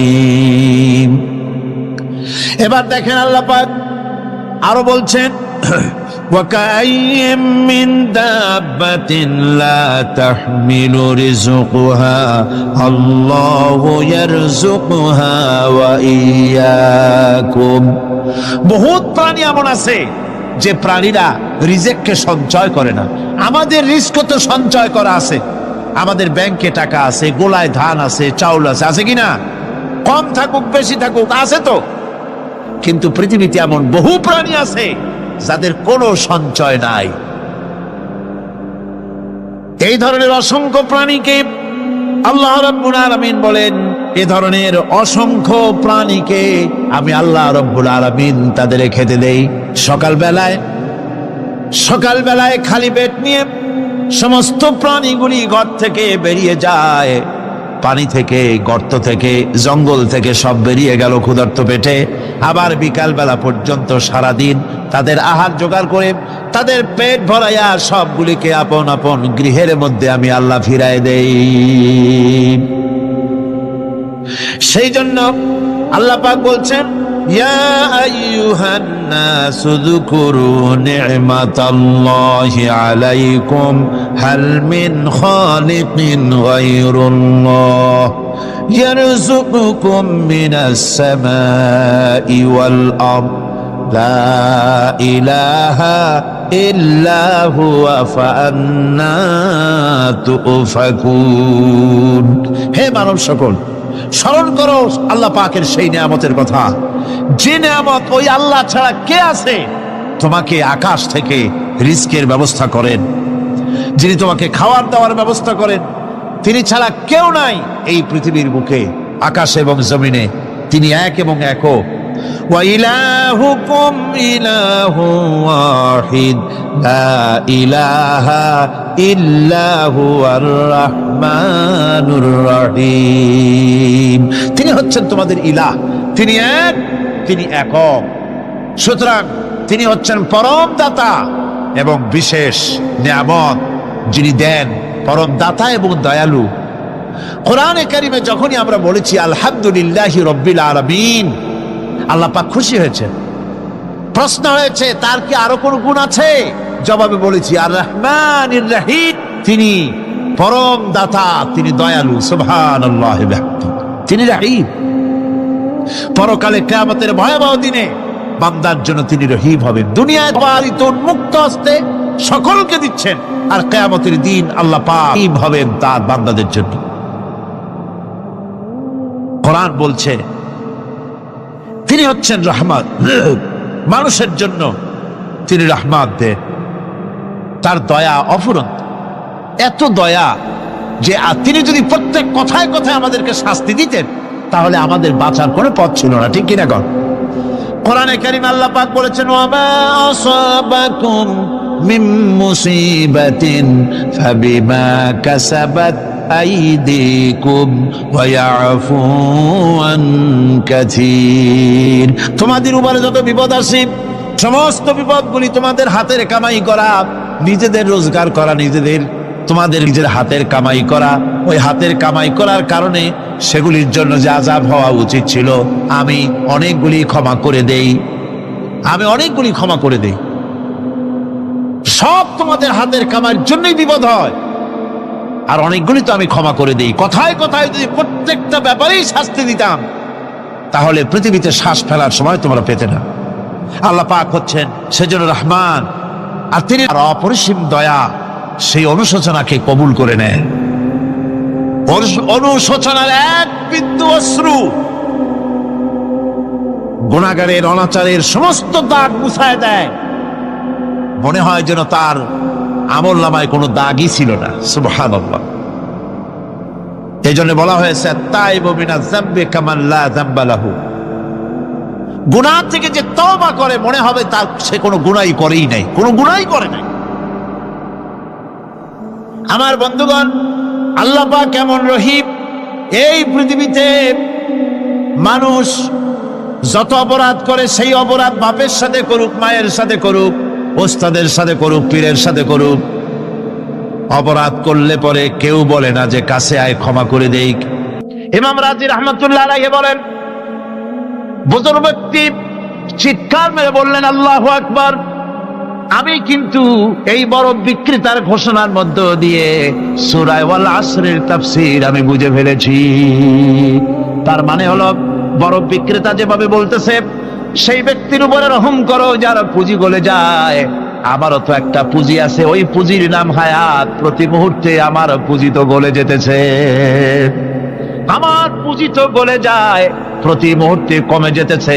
আহারে, এই পুঁজি যে গলে গেল ধরে রাখতে পারলাম না, এই জন্য কিছুই তো করতে পারি নাই। সূরা ওয়াল আসরের ভিতরে মানুষের আয়ুষ্কাল দেওয়া হয়েছে, বরফ গলে যাওয়ার মতো দ্রুত সে আয়ু কমে যাচ্ছে। একে যদি নষ্ট করে ফেলা হয়, ভুল কাজে ব্যয় করা হয়, সেটাই হচ্ছে মানুষের মূল ক্ষতি। মানুষের মূল ক্ষতি ব্যবসায় ক্ষতিগ্রস্ত হয়েছে না, মূল ক্ষতি নয়। স্বাস্থ্য হারাইছে, মূল ক্ষতি নয়।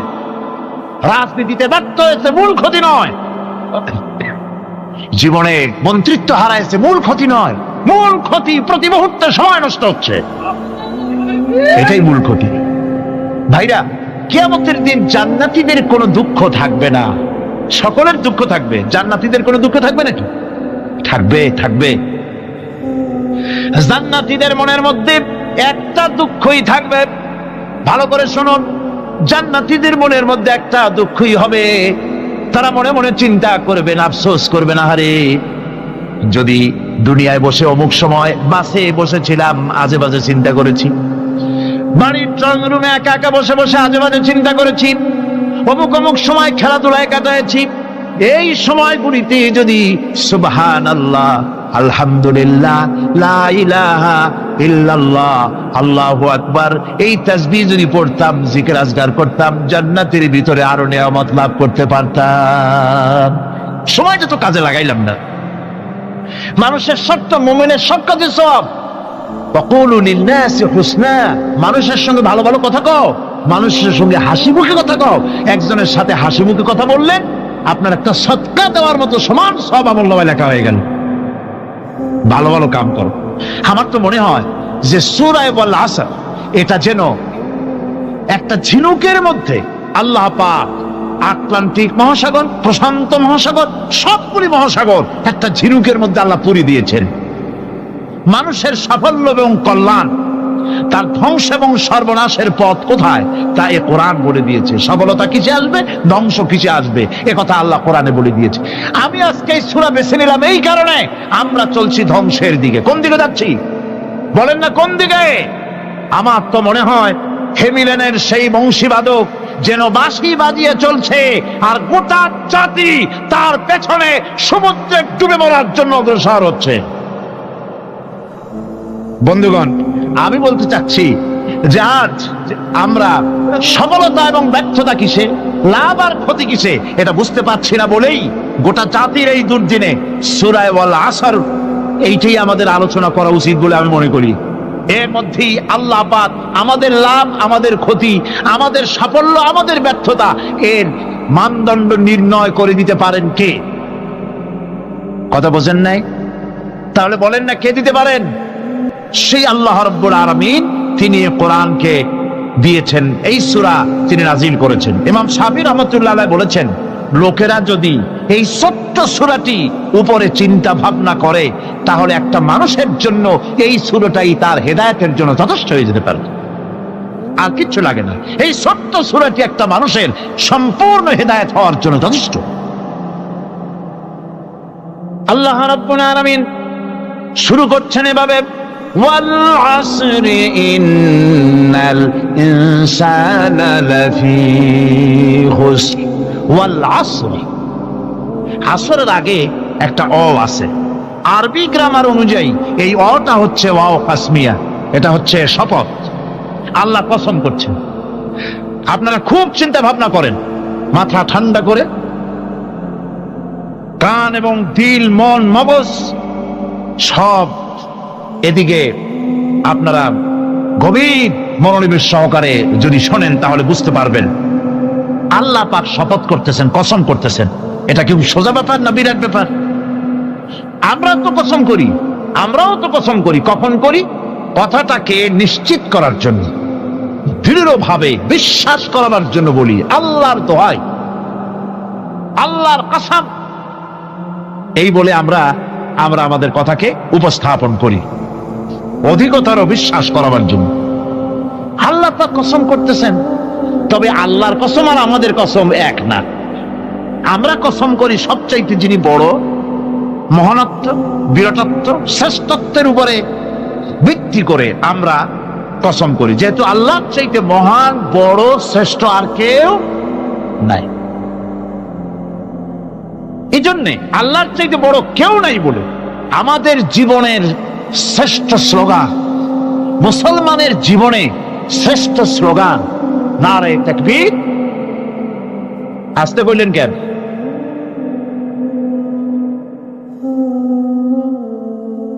আল্লাহ হচ্ছেন বড়, তার থেকে বড় কেউ নাই।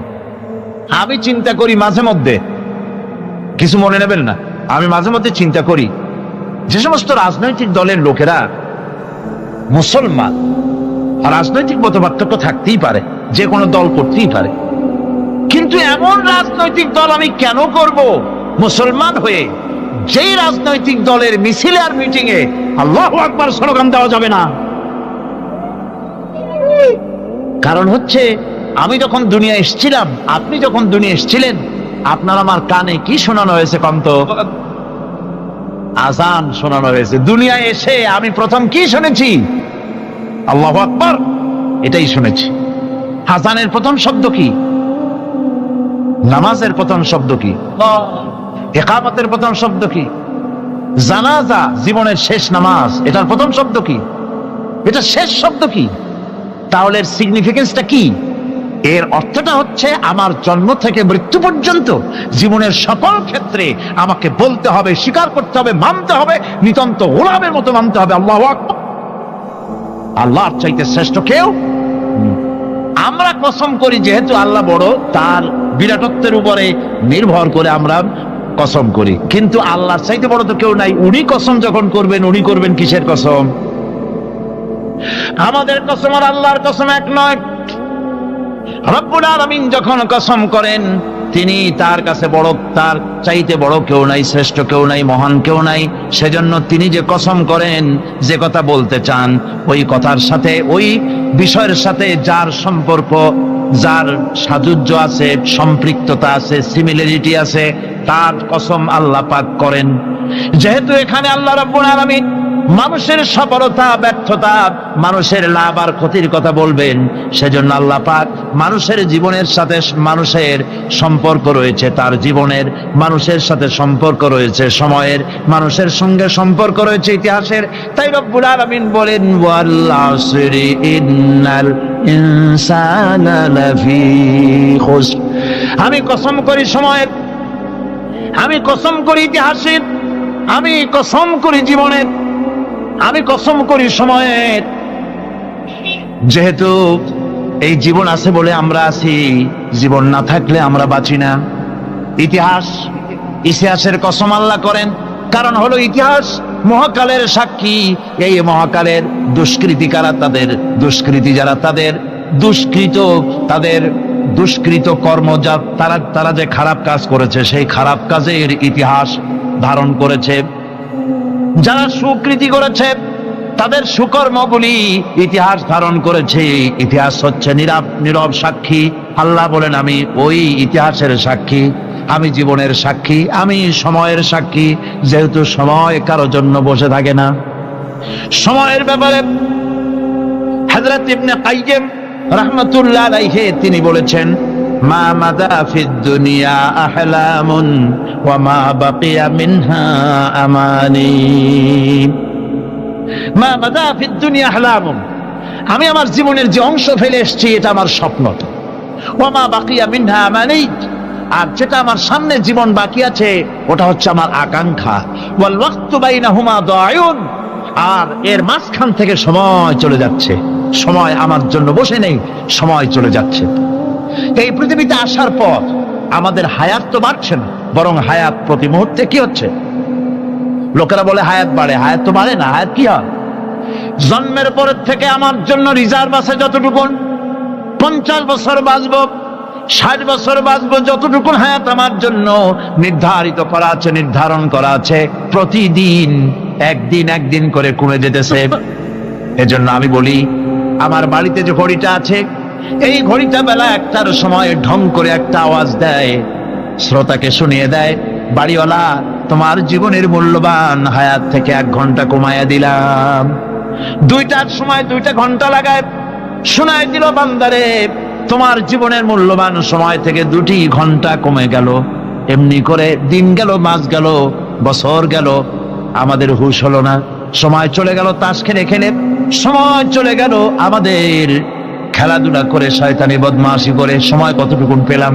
কিয়ামতের দিন, বিচারের দিনটা যেটা হবে, আল্লাহ রাব্বুল আলামিন বলেন বিচারের দিনটাই লম্বা হবে 50 আলফা সানা মিম্মা তাউদ্দুন। বিচারের দিনটা লম্বা হবে কত বছর? 50,000 বছর। কত বছর?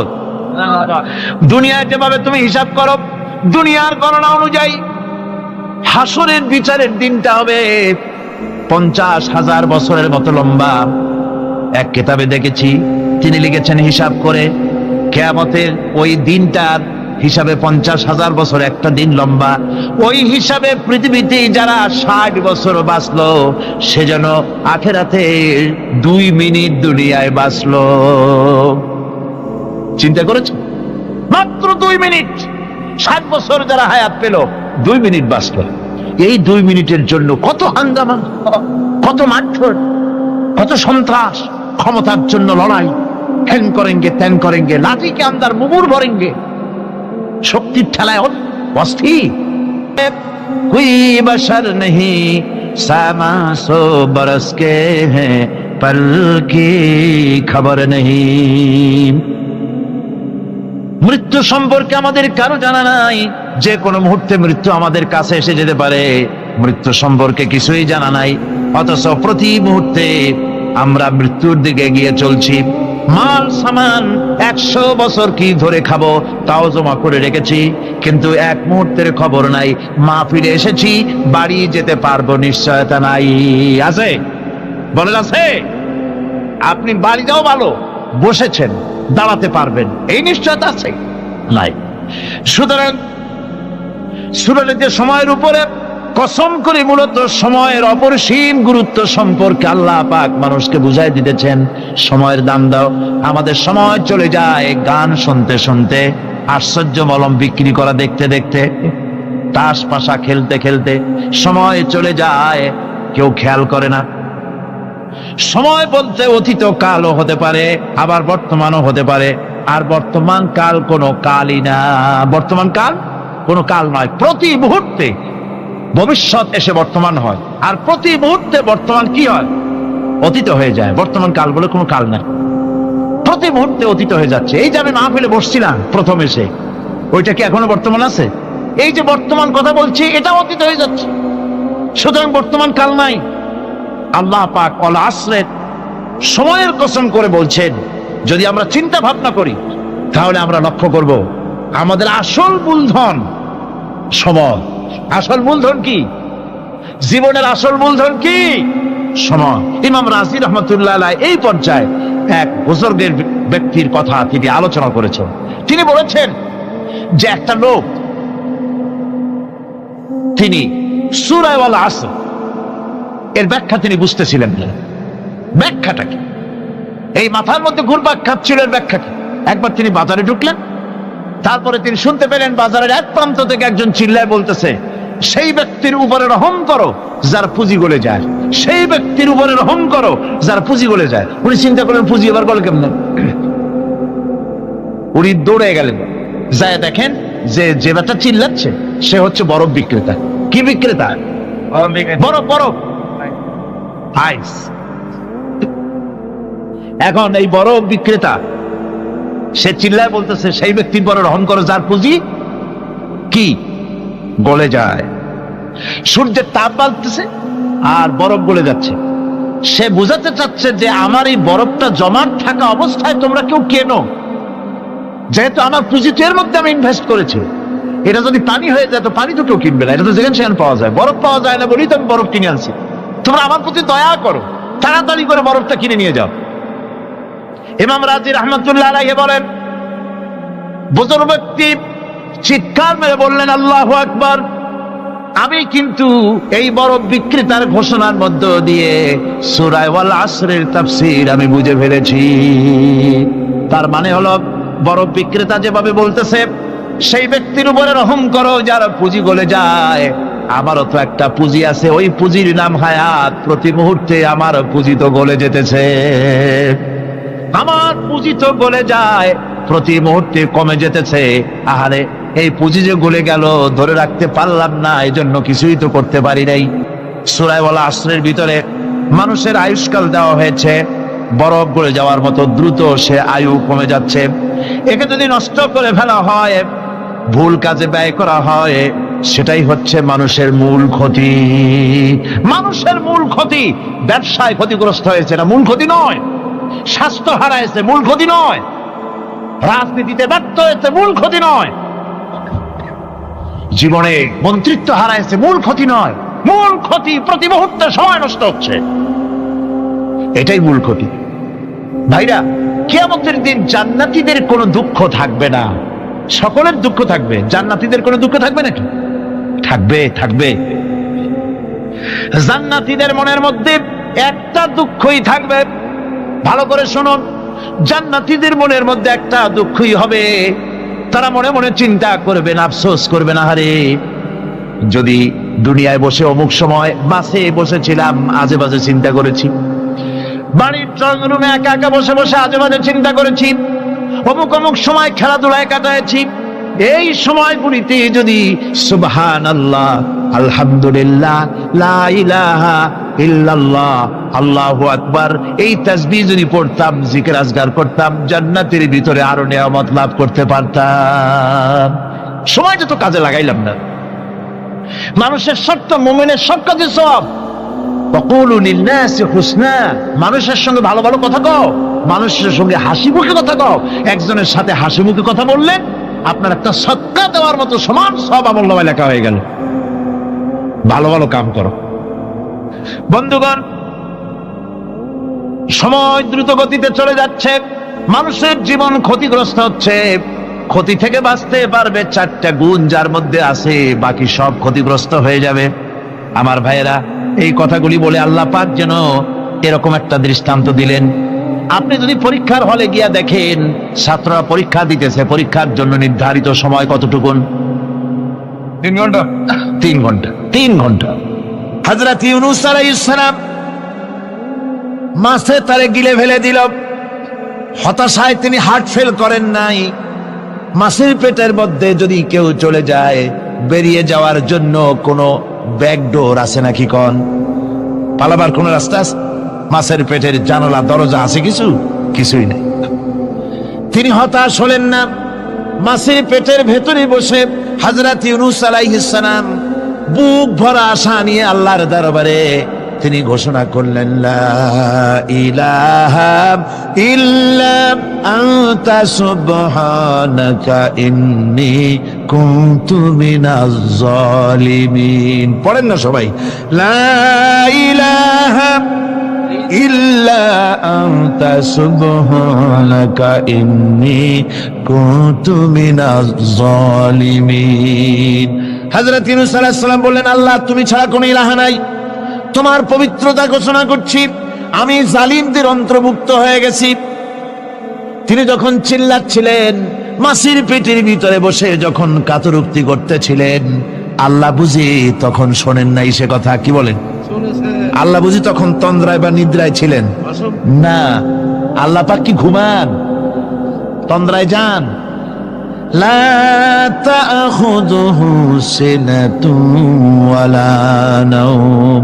আল্লাহ রাব্বুল আলামিন বলেন, কোন তন্দ্রা বা নিদ্রা আল্লাহ রাব্বুল আলামিনকে স্পর্শ করে না। হযরত ইউনূস আলাইহিস সালাম যখন মাছের পেটের ভিতরে বসে চিৎকার মারলেন, আল্লাহ পাক বলেন, ইউনূস রে, তোমার ওই ডাক কেউ শোনে নাই। দুনিয়ার কোন রাজা বাদশাহ শোনে নাই, দুনিয়ার কোন বন্ধু বান্ধব তোমার শোনে নাই, কিন্তু আমি তোমার আরশের মালিক, আমি রব্বুল আলামিন শুনেছি। শুধু শুনি নাই, সঙ্গে সঙ্গে জবাব দিয়ে দিয়েছি। ফাস্তাজাবনা লাহু ওয়া নাজ্জাইনাহু মিনাল গাম্মি। পড়েন, ফাস্তাজাবনা লাহু ওয়া নাজ্জাইনাহু মিনাল গাম্মি ওয়া কাযালিকা নুনজিল মুমিনিন। আল্লাহ পাক বলেন, আমি জবাব দিলাম। মাছের পেটের ভিতরে বেদনা শুরু হয়ে গেল। মাছ আর তলদেশে শুয়ে থাকতে পারলো না, সাঁতরাতে পারলো না, মাছ ভেসে উঠল উপরে। পেটের যন্ত্রণায় মাছ কিনারায় চলে এসে বমি করে দিতে পারলে যেন বাঁচি, এই অবস্থা মাছের হলো। কিনারায় চলে এলো, বমি করে ইউনূস আলাইহিস সালামকে ফেলে দিল। মাছও বাঁচলো, ইউনূস আলাইহিস সালামও বাঁচলো। আল্লাহ রাব্বুল আলামিন বলেন, মুমিনেরা শোনো, শুধু ইউনূসকে নয়, ওয়া কাযালিকা নুনজিল মুমিনিন। এইভাবে করে মুমিন বান্দারা যদি আমাকে ডাকে, আমার কাছে যদি হাত ফাইলায়, আমি আল্লাহ রব্বুল আলামিন মুমিনদের এভাবে বিপদ মুক্ত করে দেই। ঘটনা লম্বা, আমি সংক্ষেপে বলতেছি। মেয়েটাকে ফাঁকি দিয়া তারে আমি মারবো, বুঝতে দেই নাই আমার বউরে। বললাম চলো বেড়াইতে যাই। মেয়েটা আমার সাথে সাজাই দিয়েছে, তার মা বেড়াতে নিয়ে যাবো এই কথা মনে করে। মেয়েটা কদ্দূর যায়, আবার আব্বা আব্বা বলে আমার দিকে ফিরে আসে, আবার পিছনে থাকে, আবার আব্বা আব্বা বলে জড়ায় ধরে। এইভাবে করতে করতে যখন নির্জন এলাকায় গেলাম, আমি পাহাড়ের পাশে গর্ত খোঁড়া আরম্ভ করলাম। গর্ত খুঁজি আর মাটি ছিটে এসে আমার দাড়িতে লাগে। বাচ্চা মেয়েটা আমার কাছে এসে দাড়ি দিয়ে ধুল ঝাড়ায় দেয়, কয় আব্বা তোমার দাড়িতে ধুল লাগতেছে, তুমি এই কষ্ট করতেছো কেন? মেয়ে তো বোঝে না যে আমি তার জন্যই কবর খুঁজতেছি। কবরটা খোঁড়া হয়ে যাওয়ার পর মেয়েটারে বান্ধা শুরু করলাম। মেয়ে এখন কাঁদতেছে, বাবা আমার বান্ধো কেন? আমি তারে বাঁধা জোরে ওর মধ্যে নিক্ষেপ করে দিলাম। মেয়েটা গর্তের মধ্যে বসে চিৎকার করে বলছে, আব্বা তুমি আমারে বাঁচতে দাও, আমি তোমারে বাপ বলে সমাজে হ্যাঁ করব না, আমি ভিক্ষা করে খাবো, আমারে বেরো না। লোকটি বলছি, ইয়া রাসূলুল্লাহ, আমার মনে দরদ আসলো না। আমি একটা পাথর উঁচু করে আমার মেয়ের বুক লক্ষ্য করে জোরে মেরে দিলাম। বুকটা ফেটে রক্ত ফিনকি দিয়ে উঠলো, আর মেয়ের বুক থেকে আওয়াজ বেরোলো, আব্বা। আমার কানে যেন এখনো সেই আওয়াজ বাজে। হাদিস শরীফে এসেছে, হুজুরের চোখের পানি দাড়ি ভিজে ভিজে জামার উপরে পড়তেছিল। হুজুর বললেন, আহারে, মানুষেও পারে এইরকম কাম করতে।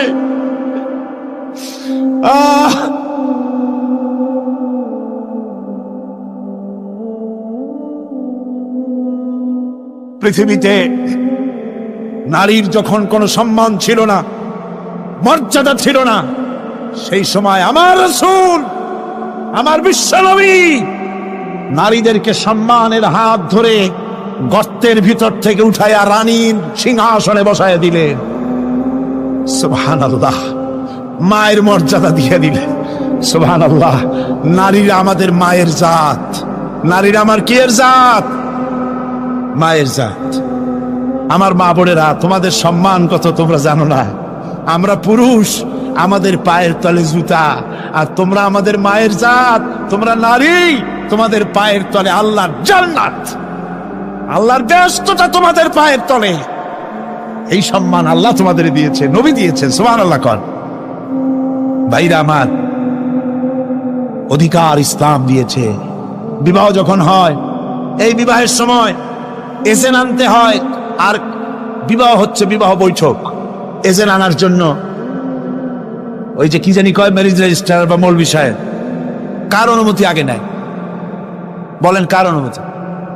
তাহলে অধিকার ইসলাম পুরুষে দিল না মেয়ে লোকে দিল? আগে মেয়ে লোকের কাছে যাও, মেয়েটাকে জিজ্ঞেস করো সেই বিবাহে রাজি আছে কিনা। সুবহানাল্লাহ পড়ে, এই বিবাহে রাজি আছে কিনা জিজ্ঞেস করো, তার অধিকারই বেশি। এরপরে এই বিবাহে করার ব্যাপারে কত বৈষম্য। আজ বিবাহ করতে গেলে যৌতুকের প্রথা এসেছে। রাসূলুল্লাহ যৌতুক দিয়েছিলেন, ওটা যৌতুক না, ওটা উপহার, ওটা হাদিয়া। রাসূলুল্লাহ তোহফা দিয়েছিলেন হুজুরের জামাই। সুবহানাল্লাহ, কি জামাই! এক জামাই তো জিন্নুর আইন, যাকে ফেরেশতারা পর্যন্ত লজ্জা করত যারে দেখে, হযরত উসমান রাদিয়াল্লাহু তাআলা আনহু। আরেকজন হযরত আলী কাররামাল্লাহু ওয়াজহাহু। হযরত আলী, যার সম্পর্কে রাসূল পাক সাল্লাল্লাহু আলাইহি ওয়াসাল্লাম যাকে কত সম্মান দিয়েছেন, কত মর্যাদা দিয়েছেন, এই হলো হযরত আলী, হুজুরের জামাই। আনা মাদিনাতুল ইলম ওয়া আলিউম বাবুহা। আমি হলাম জ্ঞানের রাজ্য, আর আলী হলো সেই রাজ্যে প্রবেশের দরজা। সুবহানাল্লাহ। ভাইরা, এই হলো জামাই। আর মেয়ে খাতুনে জান্নাত, বিনতে রাসূল, বেহেশতের সমস্ত রমণীদের সরদারিনী মা ফাতিমাতুজ জাহরা রাদিয়াল্লাহু তাআলা আনহা। কি উপহার দিলেন বিয়েতে রাসূল! এই মেয়ে আর এই জামাই। উপহার হলো খেজুরের ছোবড়ার একটা তোশক, পানি উঠাবার জন্য একটা মশক, আর আটা পেশা একটা জাথা। এই হলো নবীর মেয়ে আর জামাইয়ের জন্য উপহার। আজ সমাজের ভেতরে যৌতুক সৃষ্টি হয়েছে। এই যৌতুক নিতেছে মুসলমানেরা, কন্যা পক্ষের কাছ থেকে দাবি করে যৌতুক আদায় করা হচ্ছে। ঠিক কিনা কর? যৌতুক দিতে হবে, যৌতুক দিতে হবে। কি দিবা? পাজেরো জিপ লেটেস্ট মডেল, 10 লক্ষ টাকার ক্যাশ,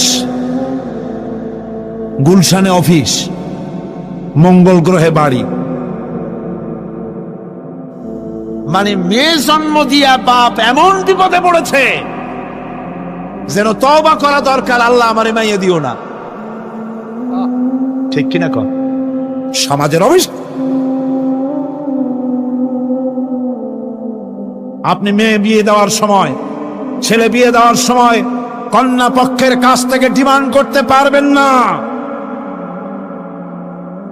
যদি বর কন্যা পক্ষ ইচ্ছে করে কিছু দেয়, দেওয়া সুন্নত, নেওয়া সুন্নত, কিন্তু দাবি করতে পারবেন না।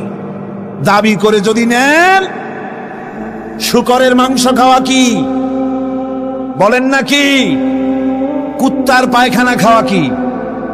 আর যারা জবাব দিলেন না তাদের জন্য কি মোবা? কুত্তার পায়খানা খাওয়া কি?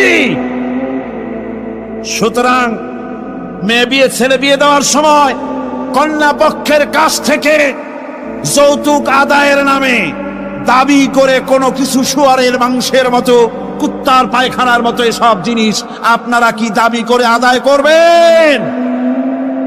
আমি আজকে দেখতে চাই যে সব পিতারা মাহফিলে এসেছেন, ছেলের বিয়ে আজও দেন নাই, সেই সব পিতারা কোরআনের মাহফিলে হাত তুলে শপথ করেন কুত্তার পায়খানা খাবেন না, শুয়ারের মাংস খাবেন না। হাত উঁচু করেন।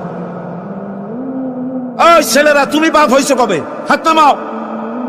ছেলেরা না, শুধু পিতারা, ছেলের বাপেরা হাত উঁচু করো, আমি দেখবো। তা হোক, ছেলের বাপেরা হাত উঁচু করো, আমি দেখবো। আলহামদুলিল্লাহ, হাত নামান, কোন আলহামদুলিল্লাহ, আরো জোরে কোন আলহামদুলিল্লাহ। এবার তোমরা যারা হাত উঠাতে গিয়ে বেকুব হইছো, এইবার তোমরা জওয়ানেরা, তরুণেরা, ছাত্ররা, যুবকেরা, তোমরা তো বিবাহ করবা, যারা বিবাহ করো নাই। বিয়ে করার সময় তোমার এই চিন্তা করা দরকার, টেলিভিশন, গাড়ি, ক্যাশ, সবকিছুর চাইতে বেশি মূল্যবান তোমার স্ত্রী। ঠিক কিনা? ঠিক কিনা? সেই স্ত্রী হবে তোমার কাছে বেশি মূল্যবান।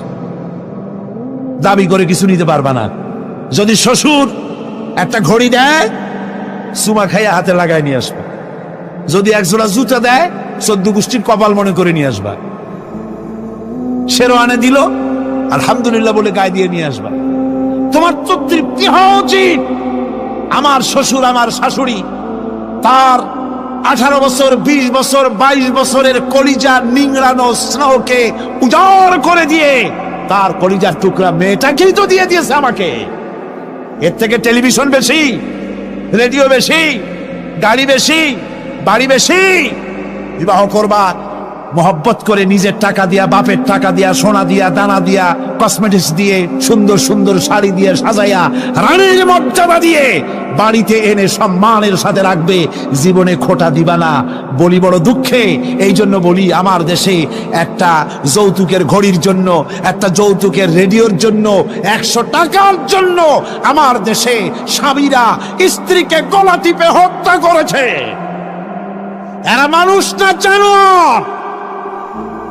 সুতরাং যুবকেরা, বীর চট্টলার, বীর মুজাহিদ, তরুণ যুবক, তোমরা যারা বিয়ে করনি, ওয়াদা করো যৌতুক ছাড়াই বিবাহ করবে। কারা হাত উঁচু করে দেখো।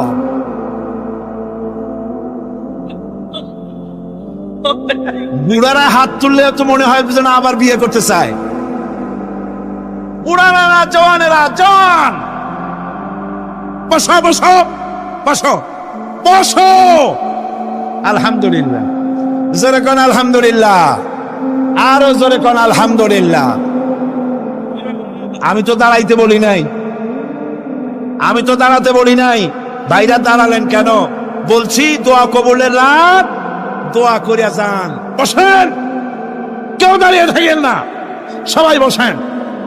আর জোরে সরে একটুখানি দরুদ শরীফ পড়েন। সালাতুনিয়া রাসূলুল্লাহ আলাইকুম, সালামুনিয়া হাবিবাল্লাহ আলাইকুম। মোহব্বত দিয়ে কোন সালাতুনিয়া।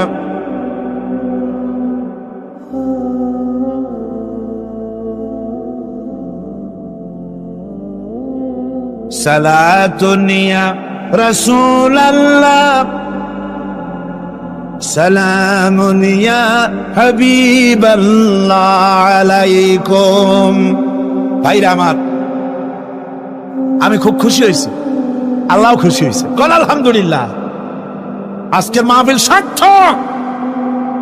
আপনারা বিশ্বাস করেন আগামী জাতীয় নির্বাচনে যে পার্লামেন্ট তৈরি হবে, সেই পার্লামেন্ট যদি কোরআনের পার্লামেন্ট হয়, তাহলে যৌতুক বিরোধী বিল পাশ করে যৌতুক প্রথার উপরে ঝাঁটা বেড়ে বঙ্গোপসাগরে আমরা নিক্ষেপ করবো ইনশাআল্লাহ।